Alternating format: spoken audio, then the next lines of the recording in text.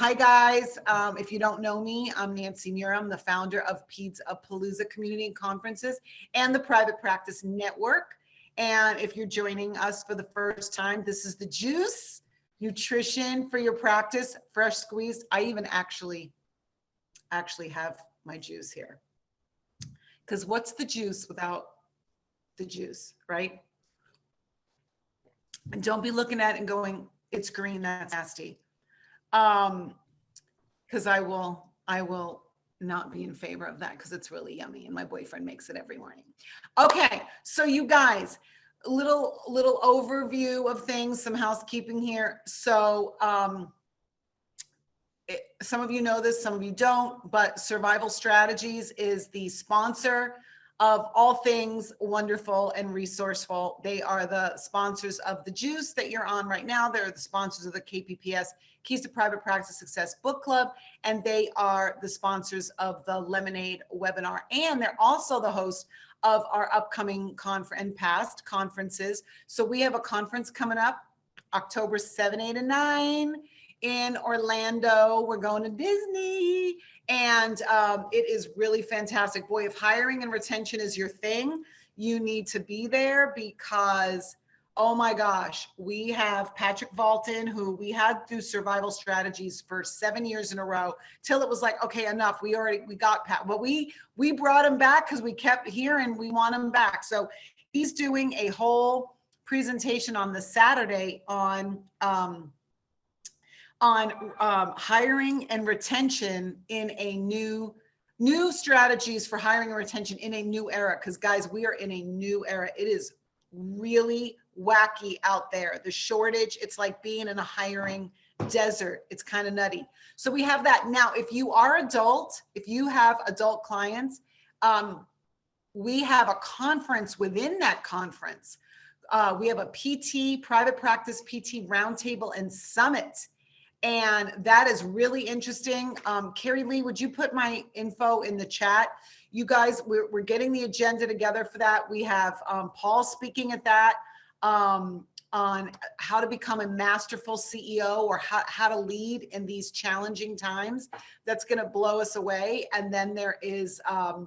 Dimi Kostopoulos is presenting on the current and future of physical therapy. That'll be really great. And then there'll be networking. And the biggest thing you need to know, whether you're peds or adult and you want to come, is the hotel is selling out. It's like we're having a flash flood fire sale on that. I've sold it out twice without any promotion, and we just got our promotion going. So there's that.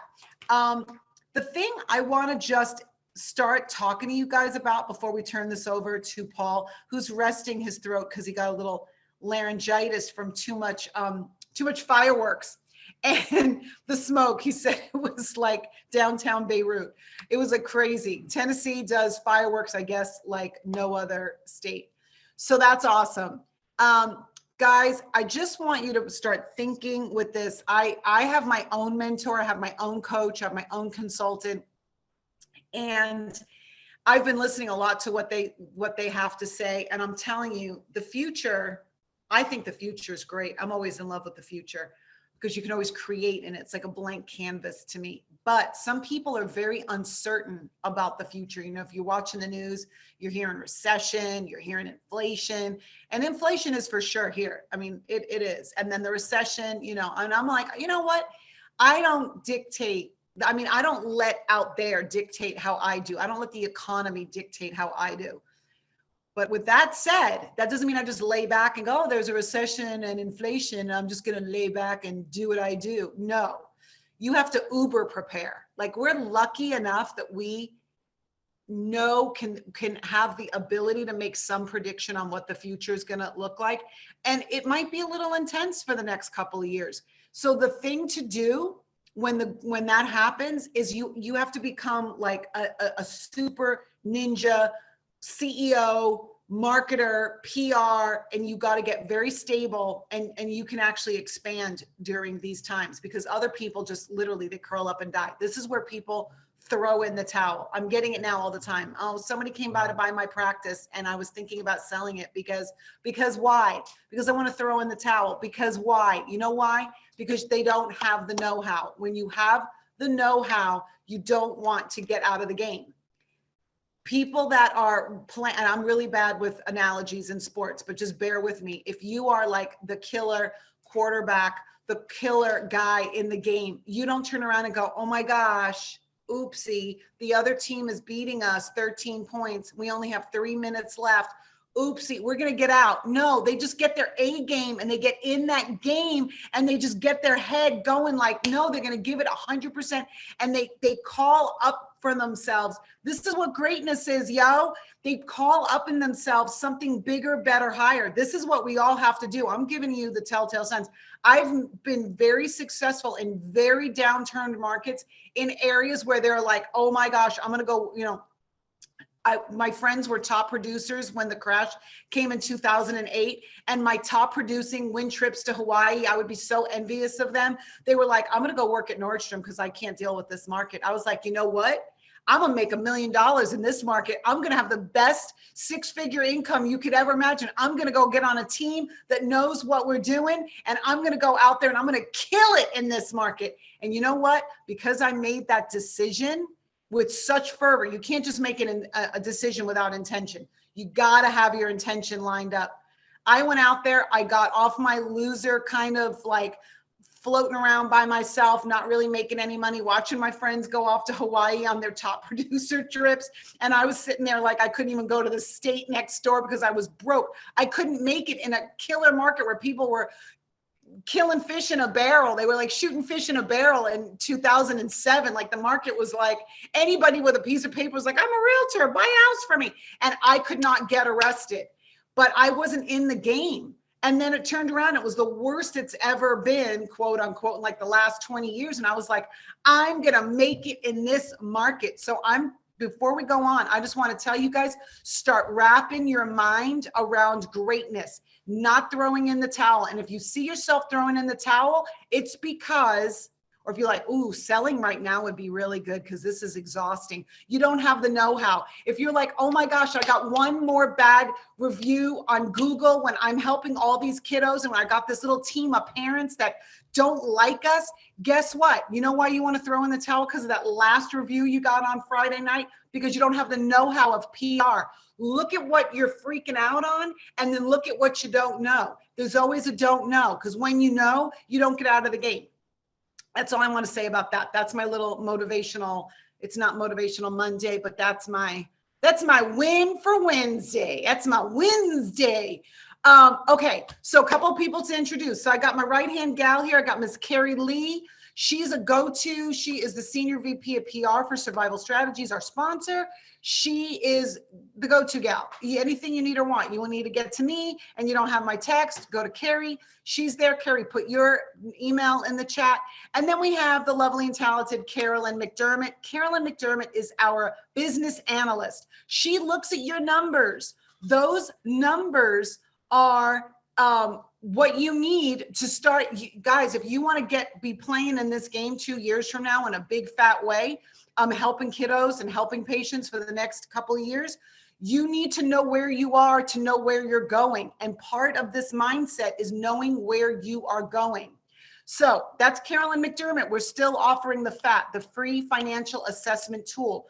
It uses a proprietary software, whether you're pediatric or adult, and it starts looking at your numbers. It's amazing. You need 3 numbers for that. You need your average number of patients per month, you need your average pay per treatment, and you need your average expenses. And then you let Carolyn work her magic. So we're post the April-May event, so we're kind of slammed, and now we're in pre-conference mode, so we're kind of slammed, but we will get you in, because if you're coming to the conference, you really want to have these numbers because it helps you think with, we're going to go over a lot of targets at the event, and you need to know where you're going. You need to know where you are. So Carolyn is really efficient and proficient at helping you with that. And then finally, we have Paul Silovsky. Paul Silovsky is, oh my gosh, he's just amazing. And he'll shy. I don't know if he loves my expression when I say he's a master CEO because I put him on the spot, but he is, trust and believe, this guy is a leader. Like his people under him are so trained up, and he's just got a great business model. He's got 2 locations. He does, well over 1,500 visits a week. He got, what'd you get, Paul? You got highest ever referrals. You got 125 last week. Yeah. 125 referrals last week. So this guy really has mastered. He's the right guy to talk to us about anything to do with private practice. But referrals, like he said to me yesterday, I could do this in my sleep. Just so you guys know, Paul's been through, and Mindy, who's on here, and maybe somebody else, they've both been through, and I have too. I've been through the survival strategies, referral development. I don't know, there's a couple of names for it. Referral development program. What one time was called a consistent referral program. But all I know is it blows up your practice. That's what I can tell you. And then sometimes you need the management program to help you manage all of that. But it creates a front desk system so that you manage those cancels and no-shows. I mean, Paul's like, yes, like everybody else, yes, we've seen a drop in our, we've seen a rise in our cancels and no-shows, but they got it under control. They hammer it out right in the moment. Right in the moment. His people are trained up that right in the moment. They got a system. Oh, Sally canceled. Let's get Bob in here right now. They know what they're doing. So without further ado, we're going to talk about referrals. Paul, take it away, senor. Thanks, Nancy. And I apologize in advance if I have to take a couple quick breaks for some sips. I'm a little gravelly this morning, but feel fine. Just difficulties chatting it up. But like Nancy said, this is probably my favorite subject, just new business, because it's been the key to a major key to our expansion. I mean, after I got good at this, then I had to learn how to manage, which is that was my toughest part, to be honest with you. Now I'm a full-time, CEO executive. I haven't treated patients for quite a while, but this one area is the one that I will never, ever, ever, ever let drop out in my company. And I don't know, I'd be interested. I think Mindy's company might be a little larger than ours. Interested, real quick, Mindy, how many PR and marketing staff do you guys have? It's me. You, okay, good. So they've got, she's a badass to be able to handle all that in her own right. Now there's other people though that assist with the process, and that's where the controls come in. That's where increasing referrals is actually not difficult, but it is very systematic. We have 3 full-time PR and marketing staff in our company, and I will never let that drop. It will only get larger. It's something that I did in the beginning with my wife when I got trained on the referral development program. I think then it went to referral increase, Nancy, and then I don't know what it is now, but consistency is the key though. There's a key word in there that's used, and consistent action, I'll say. I'm going to go over some key premises. In 45 minutes, I'm not going to give you some big magic secret, but I will give you, you will walk away with an idea or 2, hopefully more than 1, but for sure at least 1, of how to better control things. And you can certainly make a decision, like Nancy said, about what you're going to control, and make that an irreducible minimum, a non-negotiable for the expansion of your company. Even if you don't need new patients, people say, well, I don't need new patients. Yeah, that's not true. Eventually you do. There will be, a moment in time where you need to turn it on. I know 2020 was that for us, and that's when we hired a full-time digital marketing person. And we've had her do nothing but generate and accumulate more and more identities to communicate with every week. And she's been up for sure every month since April of 2020. But more importantly, we send a lot of communication out. So I'll get into that a little bit, because I'm going to get into the difference between PR and marketing. I'm going to ask you guys some questions. Gives me a little ground cover too. You can either write answers in the chat, and then the guys that are a little more overt, which I love it if you just unmute and say it, or particularly ask a question. I would really prefer if you shared some successful actions, because while we do a lot of great stuff, we're nowhere near where we're going to be. And I'm constantly pounding. I mean, if I didn't have this throat thing, I'd be shooting videos today. I've got a green screen in my house. And I've got, of course, I'm at the clinic this one. I'm in Kansas this week, and I'm still very much creating communication pieces to throw out. I'm still on that line.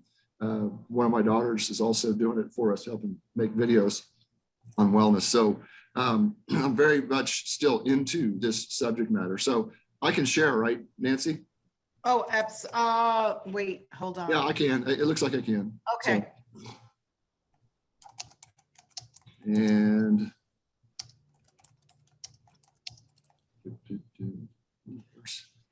getting from the beginning. Here we go. Just a few slides to keep me on task here.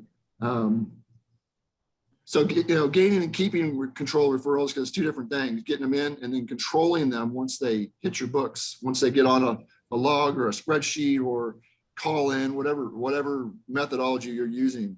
My question is, whose job is it, right? And we're going to get more into that because there's many, many, many jobs in this area. While Mindy is responsible for PR and marketing of that big pediatric practice, I can guarantee you there's other people that are engaged in assisting, but she cannot do it on her own. But she's taking full responsibility to make sure that both the referrals, and in our case, it's the starts. I'm actually, as a CEO, referrals are a subproduct for me, meaning they're the thing that we need first in order to get the start, but we have to exert a lot of communication and control to get those folks to arrive. So PR and marketing is really everybody's job in the company. Everybody has a hat. I'm going to define a few other responsibilities here in just a momento. Did I just lose the screen share? Yeah. I did. Okay. I don't know what happened there. I'm not advancing for some reason. There you go. I think you're good. Okay. I'm curious here. This is a quick survey, and you guys can put this in the chat or bark it out. So just give me one, okay? But hopefully we have more than one clinic that'll respond. I'm sure Mindy will offer up what her most successful referral and new patient action or actions are. So just give me an idea before we even start, because it's my own little survey. You can put it in the chat, but what's the thing that drives in more patients than anything else that you guys do? I'm just curious. In present time, not in the past, like what's happening right now in your practice that over the last, just say this year, what has driven them in? Can anybody, Mindy, you can answer up verbally, but because I know Mindy, but other guys, if you want to put it in the chat, you can too, and I'll just read it.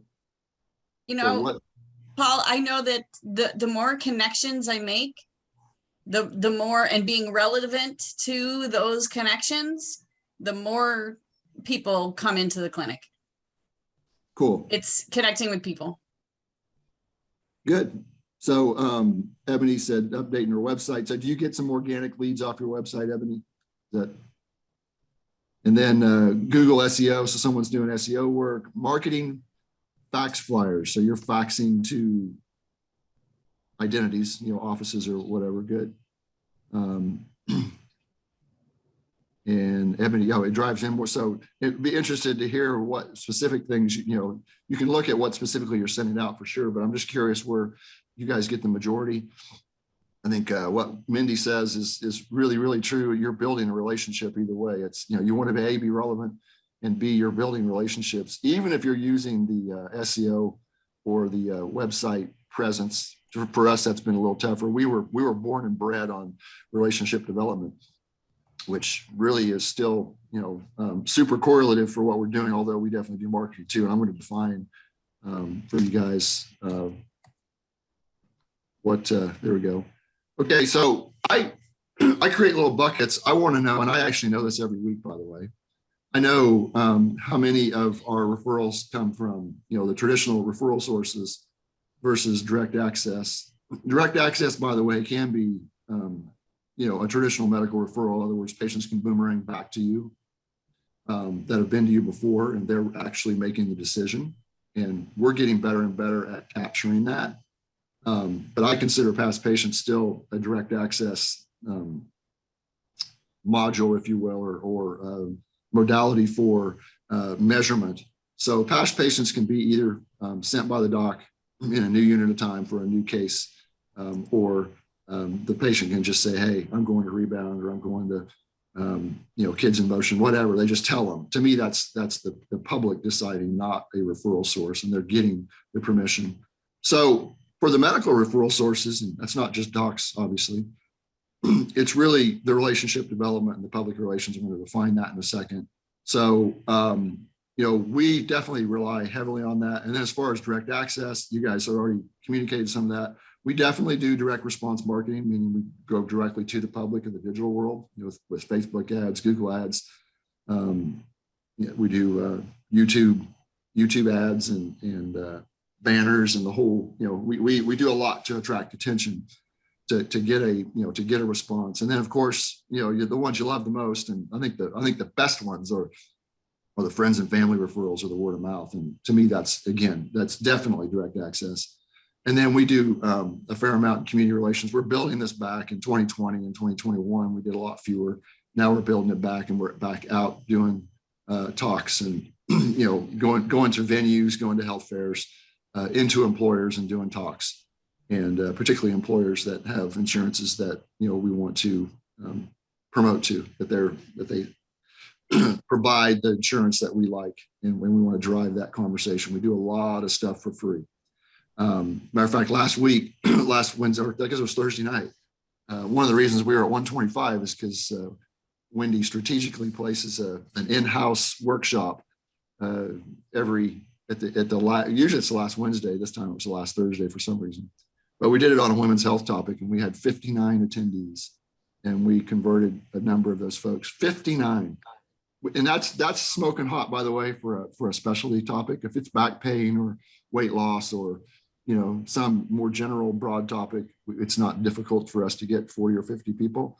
But she got 59 arrivals for a specialty topic. So we will, I've got her right now studying, by the way, exactly everything that led into that killer week. So Wendy, while she loves being highest ever, and I need to acknowledge her this week, and she already acknowledged her crew, but she knows she has to figure out exactly what caused that, because I want to know exactly. And then cause it again, and then cause it again. Yeah. It's so true. Yeah, there's no resting on the laurels. No resting on the laurel. Like, oh, we did that. Yeah. So here's some general concepts for you, and I apologize because I did not. I see a spelling error already. Response. I didn't do spell response. I did spell check, but apparently it doesn't spell check all caps. I need to quit using all caps. So I apologize. I just saw response. I'll tell you guys, I was saved on a PR mistake. I was legislative chair for the state of Kansas for 12 years, and I used to do talks on relationship development with legislators, because we were doing that, and I was preparing a presentation, and I was going over it with one of my committee members, and I forgot the R in public, and luckily she saw that I missed the R, and it was but pubic relations is not probably the thing that we want to promote, and it's okay for women's health, but it's not for relationship development with legislators. But so I apologize in advance for spelling errors, because I was throwing this together. I did this last night, and then I updated it. So the games we play, I will tell you, regardless of which pathway that you choose, either today or going forward, and we do both. We obviously do relationship development and the traditional marketing and direct response. You're developing a communication system, just like with your patients. You have to get into it and create an effect or a response. A response. But you want to do it with high intention, just like your patients. And I would say that when I tell you, it changed it improved my approach to patient care in 1997, when I did the referral development program. Changed my life, because I realized as a therapist, all I was really doing, and I knew this innately, but then I saw the mechanics of it, and what goes on into a quality communication cycle, that I was just getting every patient that I touch in better communication with their body. And, from a PR and marketing standpoint, we do that with a myriad of community and medical referral sources, and we certainly do it with past and future patients. So we communicate a lot, and this is part of our successful formula.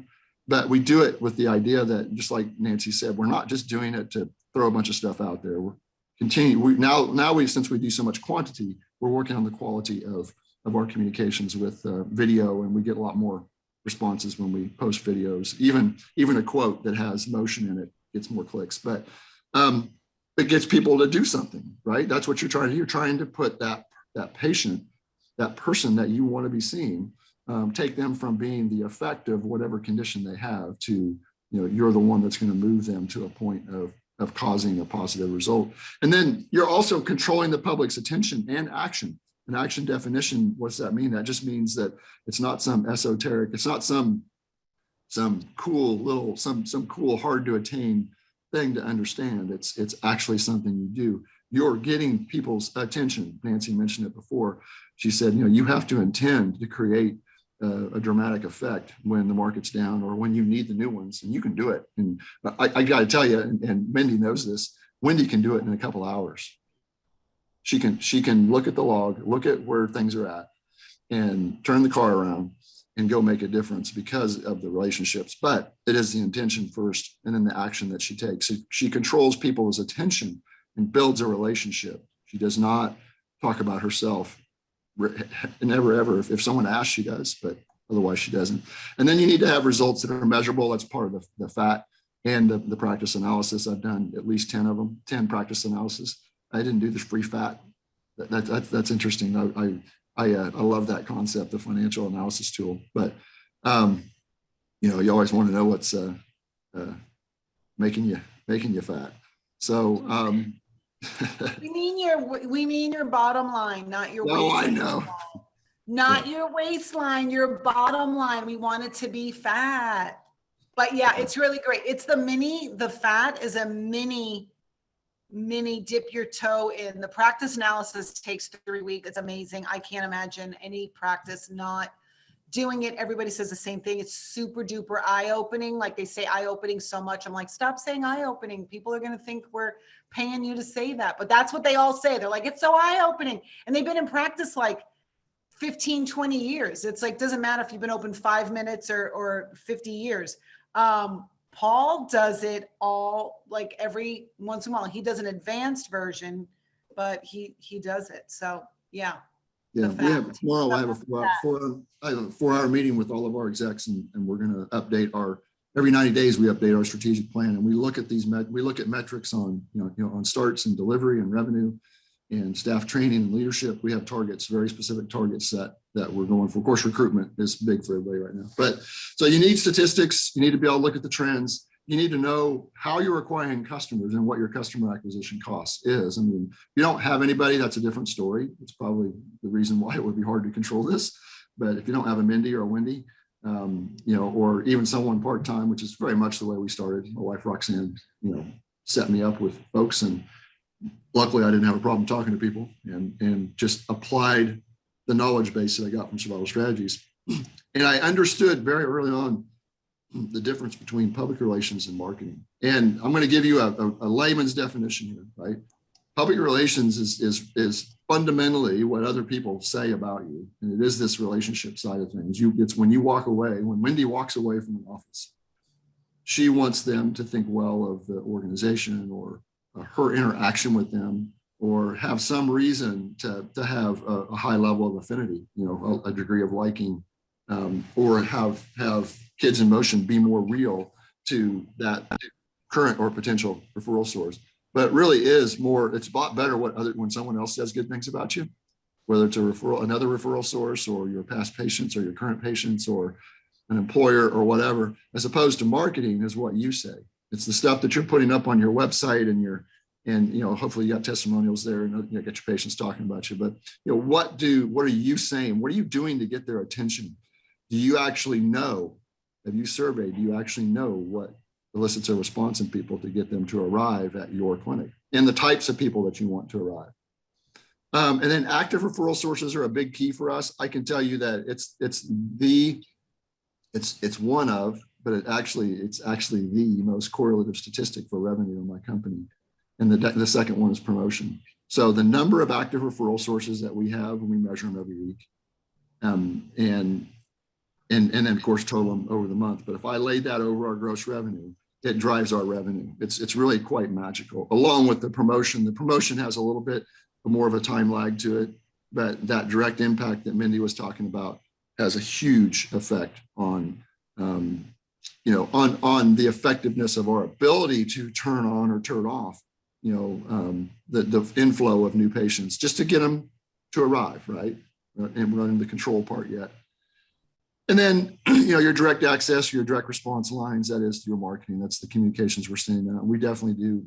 We have an outside firm that helps us with Facebook ads and Google ads. And I mentioned that before, but we really started pounding that a lot heavier in 2020. Not that we weren't doing it before, but we got a lot more serious about the amount of outflow and the number of identities, the number of people that we have on our books, on our logs.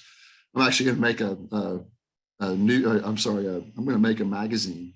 I'm going to have a magazine made twice a year, a multi-page magazine about the whole company. We have a database of 57,000 people, 57,000 that we've serviced. Let me ask you something on that, Paul. Out of 57,000, first of all, two questions. One, how long did that take? Is that from day one? And number two, are they active? Do you dead file people? Do you take people out? Are you like, yeah? Well, we update the addresses. Now the one that's active is our email list. The one that is updated every week. People that obviously, opt out or unsubscribe, and we communicate a lot. By the way, we send 2 to 3 emails and 2 to 3 Facebook posts every day. We're doing from 17 to 21 a week. I want to stop you right there. That's a really super important point. Do you hear how much he outflows? Now, some people will be like, me, I'm one of those like, oh my gosh, that's too much. They're going to get annoyed. And you know what? Some people will get annoyed. You have to. This is why bringing in as many people, it's called willing to waste, meaning that you have so many people that you're not holding on tightly. Like if one person unsubscribes, you're having a nervous breakdown, right? So you want to keep that list growing and not like deteriorating in the wrong direction and going in the wrong direction. But on that note, the coach I've been listening to gave me a very good point the other day. He said, assume they see nothing. And I was like, I can't. We're sending we got Facebook ads and we got the thing. Assume they see nothing. Do you understand how distracted the world is? It is distracted. You know how many times I see something like an ad that I actually want to click on, right? Like they have some I don't know, grow your eyelashes for 50% off. And I'm like, oh, I want that. And then squirrel. And next thing I know, I forgot. I'm like, where's that ad? Assume they see nothing. So don't be afraid to go out there and actually really outflow is what we call it, like a heavy push for outflow. You will have haters. And you know what? When you have haters is when you've made it. When you got the people that are like, this is too many. I don't like to read all those emails. All right, well, you know what? Don't read all those emails. You're going to have those people, right, Paul? Yeah. And well, here's the game, because it's the size and not the quality of the communications that you send out. You're going to get better over time. I didn't get very good as it. It took me 10 years as a PT before I felt like I could handle anything. Well, guess what? I saw more patients than any of my guys right now see, 100%, because of the way we practice. We've expanded to the level where our guys get one-on-one time with every patient. We don't double book, and we're adult. We don't double book anything. And they get so much more time than I had, but I had to see a lot of people before I got good. And we send out so much different, we have so many different publics, right? I mean, a public could be people with back pain. It could be Medicare patients. It could be Blue Cross and Blue Shield patients. You guys get the beat.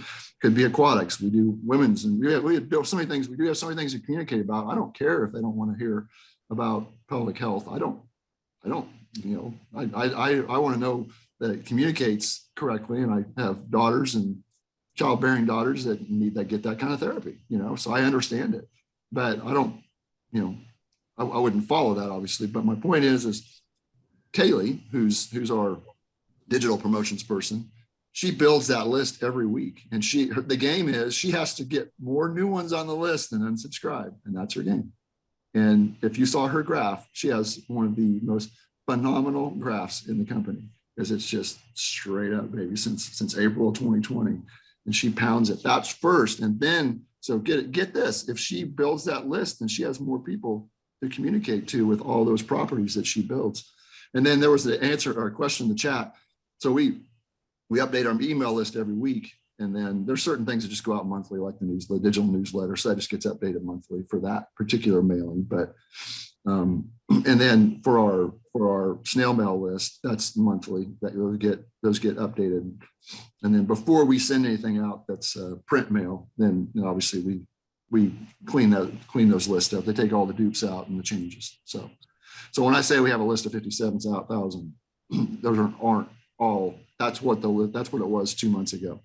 But and we don't mail to that whole list every month. We mail every month, but we don't mail to that list. That's why I'm going to do a newsletter twice a year. I'm sorry, not a newsletter, a magazine twice a year to hit everybody twice a year, and never leave them alone. Never, they'll forget about you. Hey, look, people either don't know you or they know you and they forget about you. That's it. That's it. Those are your two publics: people that don't know you, or the people that do know you or did know you and they forget about you. And it happens with your referral sources too. Okay, good. I'm going to go to the next. Hopefully this advances here. I think I have to click on. There we go. Oops. I'm going to go back one. Okay, this is a bit of a management slide. I don't. I'm going to go through this pretty quick and then we'll open it up. And I want to talk about. We can get into logistics here if you guys want to. But I'm going to ask you questions because I think questions offer more insight than answers anyway. So, the what and the what, then the who. This is what I look at on statistical trends and data analysis every week. Every Friday morning before we have our executive council meeting, I know where the company's at, even though I'm in Nashville, Tennessee, or in the greater Nashville area. I'm in Kansas this week, but I know exactly where all the major areas are. And I delegate outcomes, not processes. I definitely give folks the responsibility to create. Like Wendy knows, it's referrals and starts. That's really what I'm most interested in, is how many reaches did we get, and how many of those folks started every week and every month and every quarter. But so I'll ask you what tools you use to control the referrals and the starts, because getting a referral is one thing, getting somebody's attention and getting them to reach in is one thing, getting them to arrive for service is another thing. So you need to use statistics, which the Practice Network and Carolyn and company can help with survival strategies. We use a lot of logs, and statistics are all in the digital world since we have multi-sites, and I'm able to see everything from wherever I'm at in present time at all times. And then, and even then, we have outside vendors. We have, contract services, like I said, that we have to control. So we have to have someone that works directly with the folks that are making the ads. We're not just spending money without some accountability with our partners outside of us. We hold them at least to a monthly metric while we're tracking it every week. We know the results of what we're spending every month for sure. And then my question is, how much time is spent every week on getting new patients in your company? Mindy works full time, so it's more than 40, I'm sure. And so they have one full-time FTE, but they full-time equivalent, they probably have more than that because they have other people assisting. Told you we have 3 plus a front desk person that works with marketing to make sure that all of our our screens and consultations and the direct access or community response reaches get handled a little bit differently. It takes a lot more communication to get someone just clicked on an ad to arrive than it does someone who was referred or a friend or family member sent them. So who does it, right? The what is the first line there. How much time is really it's just okay, if you're having problems in this area, just look at how much time you're spending with it. Or like Nancy said, you got to look at your knowledge base of this.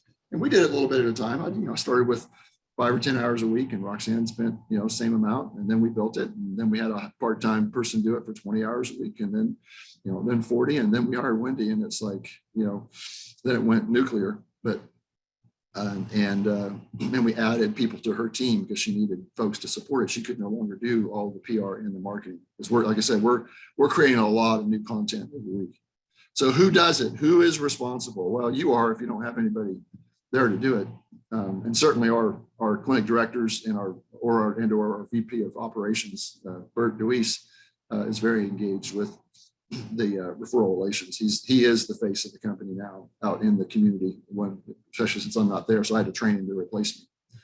And then who's in charge of making sure they arrive? That's different, right? We measure the percent of referrals to evals over different time periods. You can pick what time period, but we're working really hard to get our referrals onto the books to get them evaluated in the adult space, because speed is really key. But so we have someone making sure that they arrive. So we're looking at that percentage, more than monthly, but for sure we're taking a hard look as a senior exec team monthly. And then who's charged of making sure the scheduled evals arrive for service, because not every eval makes it in. There's distractions, like Nancy said, out in the environment. So we measure something called the percent of scheduled versus seen just for the new ones. We're not talking about arrival rate here. While arrival rate is important, we do it. We have one person that reports on this, on the percent that showed up that were advanced scheduled for the week.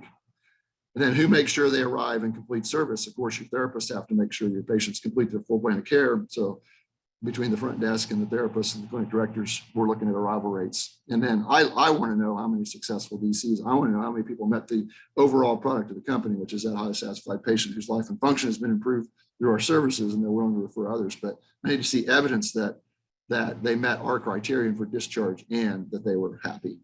Because that's, to me, the most important one. But so we have to make sure that folks arrive for each visit in their full plan of care. I know it's a little different in the pediatric sector with the arrival rate percentage, but the communication is the same, right? That's why I showed the other slide before. You have to get better at communicating with the public in order to control the activity, control the actions of your patients, because they need your help, and they're subject to the vagaries of life and livingness, and you've got third parties involved with families and other appointments and work schedules and all that. And then, so, you need logs or tracking systems. This is something that Survival was really great with us to help us create. And now we've got it in a shared digital world, and we track everything. Though, Nancy mentioned something I didn't even put on here, which was the recovery or the reschedule rate. We look at the reschedule rate while the arrival rate is high. We're looking at, and we actually incentivize our front desk staff for getting folks rescheduled rapidly or get that slot filled, with someone else that needs to be seen. Because we do have people waiting now, because we have, especially after last week, but, we're not unlike everybody else where we hired 4 therapists in the last couple of months, and we still need, a couple more in order to keep up with what we have on the books to get them in quickly. And then you have to teach your staff. Nancy mentioned this. We do training with our staff in the staff meetings or with individuals that are struggling with their arrival rate. We teach them to control the communication and the patient's actions, because it is what we do, right? You're there to move them from being the effect of their condition to being cause over it, and just get them in better communication with their body. Well, it's tough to do if they don't show up. So that's really the essence of my communication. I used to tell my patients, like, I'm only as good as you, as the effort you put into this. I could be the best therapist in the world, but if you don't do the work and don't show up, you're not going to get Paul Silovsky results. You're not going to get Rebound results. And I just let them know. I just hold them accountable for it. I said, you don't make it, you're going to hear from me, and not in a negative way. I'm going to figure out what you're running into so I can help you get in here. And so will our staff. So it's a real caring way to approach these folks. And it's a real common sense communication, but it's just really caring for them and making sure they know that, you give a hoot and you care about them completing their full plan of care and improving their life and function, or, helping them achieve their health and wellness goals. That's what you're there to do, and hold them accountable. If they knew what to do, they would do it themselves. They do what PTs do, and they'd wait too long to do it themselves before they ask for help. So, I speak from experience. I speak sooth on that one. So I'm going to see if there's any questions, because I'm not watching the chat. Nancy, was there any questions that came to mind in the chat? I don't see anything new in the chat, but it was a little bit of a fire hose approach on those tools, so I can discuss them more. Yeah, there was one about, the only one I think you missed is how do you pay your external marketing staff? Well, everybody in our company is on a base plus system. I mean, they have a base salary. All my marketing staff is salaried because they have to work with workshops and odd hours and stuff. But they have a flexible schedule too. They can, go do their things with their kids or whatever, and as long as they get the work done. I'm not tracking them because I have their stats. I know what they got done every week. And then, so I look at both the referrals and the number of starts. So I want to know how many referrals we got in a given period, monthly. I would do it no less than monthly. We do monthly rewards for hitting a referral target or quota, and certainly the starts, because I know the value of a start, the running total, the value of every start in the company that drives the revenue. And then for our direct response line, when we initiated the Facebook ads and the Google ads, Buffy is their name. They have Wendy and Buffy and Kaylee. Those are the three people. Great name. And they're super like gung-ho individuals. These folks, they crank. They play the game every week, which is really important. But Buffy, she gets paid for every one of those, or every one of those direct access reaches and screens that are ones that show up for the screens. And then her and Wendy share in the number of starts that we get every month. Because the control point is right. Get referrals to reach in, and then you got to get them to arrive. So they have to see it through to the end. And then there's other folks that there's one gal at the front desk that her prime responsibility is schedule versus scene. So she has a monthly reward for keeping that in a certain range. So you have to figure out. That's why these analyses are so important. If you don't know where you're at right now. For me I gave you guys 3 or 4 different things, but like I talked about folks that are rescheduled or recovered to the schedule, they get paid, we pay them like $5 for every time they recover somebody to the schedule in a week. It's like, wow, everybody has more fumbles right now as an ex-football player. I told Bert, I said, while I don't want that stat to overwhelm us, I don't want the recoveries or the rescheduleds to steal the show, because we got to quit fumbling too, so we've got a program in place to get people to quit fumbling and get their arrival rate improved. And for us, it's the new guys, it's the new grads. We have 4 new grads, and all 4 of them, are appreciably lower than our veterans that have been trained. It's like 100%. If you looked at the graphs of our trained staff, if you just looked at them without any training, you'd go, what's the story with this guy and that gal and this guy? And then oh my gosh, what's happening to this guy? Exactly. They're not fully trained. And so the recoveries is another one or reschedules is another one we incentivize, because that's income we would have lost if they didn't take the initiative. Right. And exactly how much what that means, how much one patient. Every visit. Oh yeah. We look at. Yeah.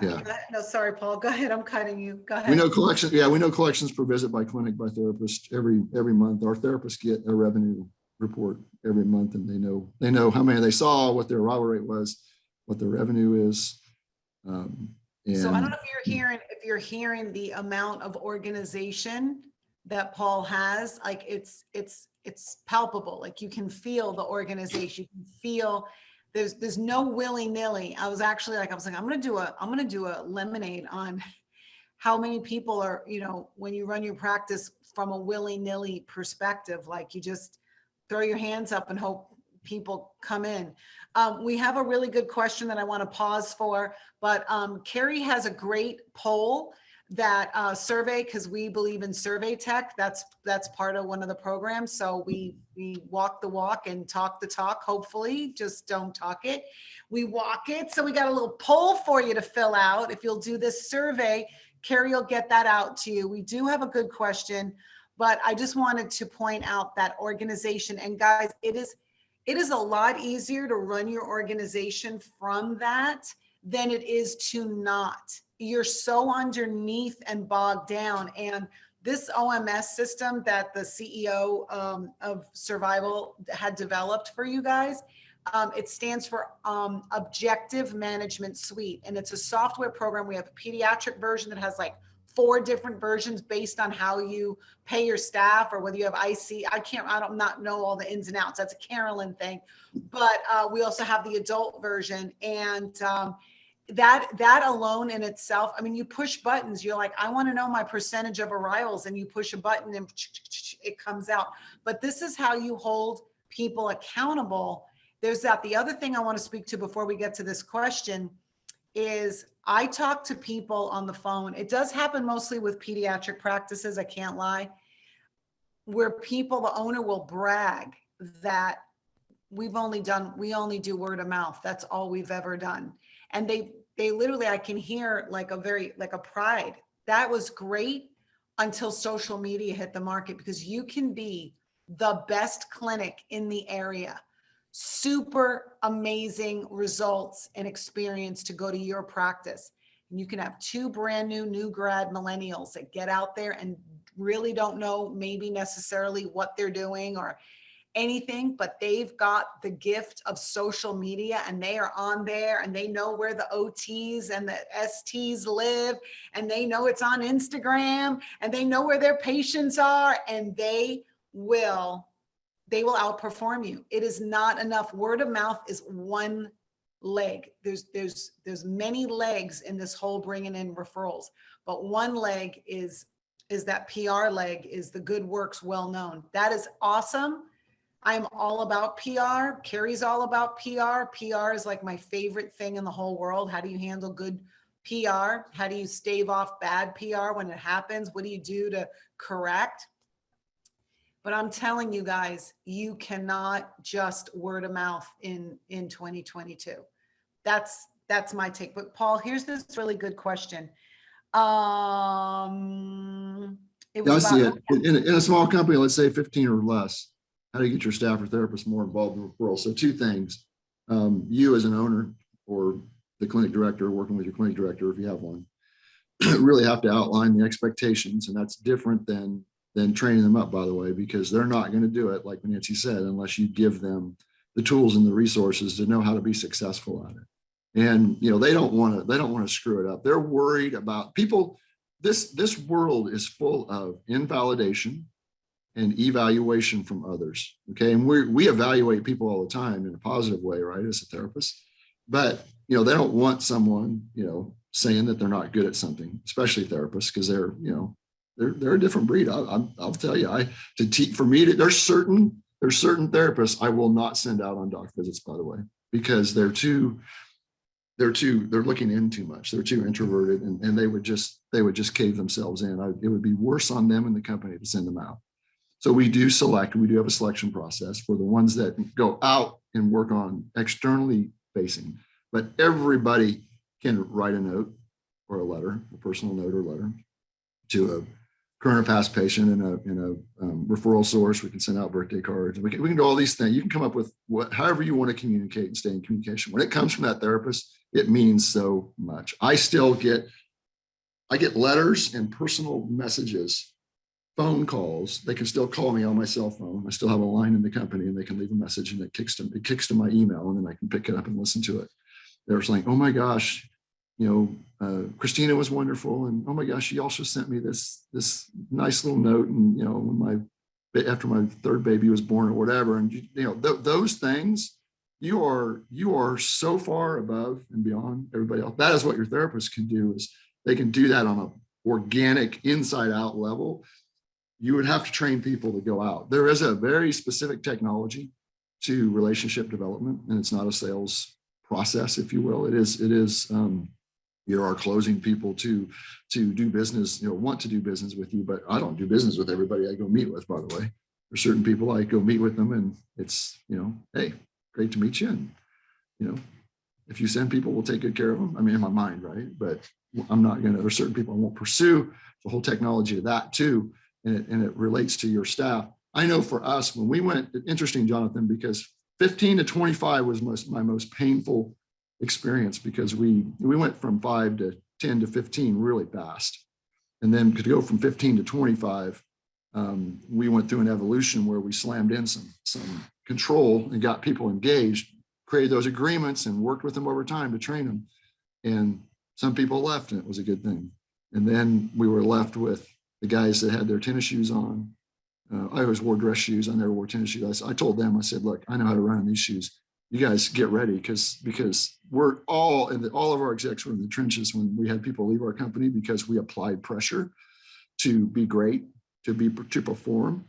And, it's like, perfect. you don't want to take responsibility for your own personal expansion and the group's expansion, and this is the wrong place for you. We just had a therapist leave because she tried to convince us that she told us that I didn't realize you guys would stay this busy all the time. I just can't. And she was doing fine, by the way. She just she's like, it's never gonna slow down, is it? That's what she told Bert. I'm like, nope. It isn't who we are. And it was best that she left. I'm like, well, thank you for telling us. And she goes, yeah, I've been looking at it. I just can't do it. I just cannot take responsibility. And she was doing great, by the way. Her patients loved her, and she just she was applying that internal pressure to herself. We weren't killing her. She was average production, but high average. I mean, almost she was getting bonus and everything. She, made 3 or 4 G's in bonus last year. And, it's like, okay. She did not want to play that game. She goes, it'll never stop. I'm like, nope, you're right. It'll never stop. It'll never. And that's interesting, Paul, because that's where I see owners get a little, the fear creeps in right around there, that they are afraid that if they have a vibe or culture of greatness, and all it means is when we're talking production, and we did this at one of our events, we had, is production a dirty word? I swear in physical therapy and occupational therapy and speech therapy, the dirtiest word out there right now is production, because staff sort of somehow hear that as like whip cracking, and they hear it as like, oh, 10 more, patients and Paul gets the lake house. And they hear it kind of like they're on the outskirts of it and not responsible for it. And really, when you boil it down, you're talking about your entire purpose. You're doing this hopefully to help more patients, to serve more of your community, to give parents the relief. I know if I had a kiddo and I'm Italian, if you don't eat, I don't care if you just went to your in-laws and you had a whole Thanksgiving, you come to my house, you don't eat, I'm like offended. So when I first heard about feeding issues, I was like sitting in the back of the room, and an OT looks at me, she goes, are you crying? And I was like, this is a thing? I had no idea. I did not understand feeding. I did not understand that it was a thing. I didn't understand early intervention. You got grandpa who can't lift up his grandkids. We're helping patients lead better lives, parents having freedoms and parents having hope. And you're gonna like buck up against production. That's where the owner slapping the wrist on the owner, because you're falling for that. Production is a dirty word. You got to take the word production out of it, and you got to, whatever Paul's mission was there about more people having quality lives. Or give it to us again, Paul. What's your final product there on? Highly satisfied patients whose lives and functions have been improved through our services, and willing to refer. That just rattles it off, because he lives it. You guys have to start on there. the wall. It's on. It's on I have wall. To get it. Diane has the same thing. Diane, our presenter, she's another survival strategies client, 3,000 visits a week, 5 locations. She's got that on everything. And when a therapist like has a really bad time, she goes, are you part of this mission? This is the mission statement. And she rereads it. Each child leading better lives, or every child leading their best life, whatever her little statement is there. Very powerful. We're at the end. I cannot believe it. We've actually gone over. Paul, can't thank you enough. I love this topic myself. Thank you all for your participation. I put, if you're an owner and you're interested in chatting with Paul, please, I'm sure you can tell he's kind of a busy guy, but he will chat with you. So please email him and set that up. And we can all be in a roundtable with Paul at the event in October, the PT Roundtable and Private Practice Summit. Like I said, Paul is going to, he's going to really be very heavily involved in that. And then we got the Palooza-versary, guys. We had 400 people in the middle of a pandemic.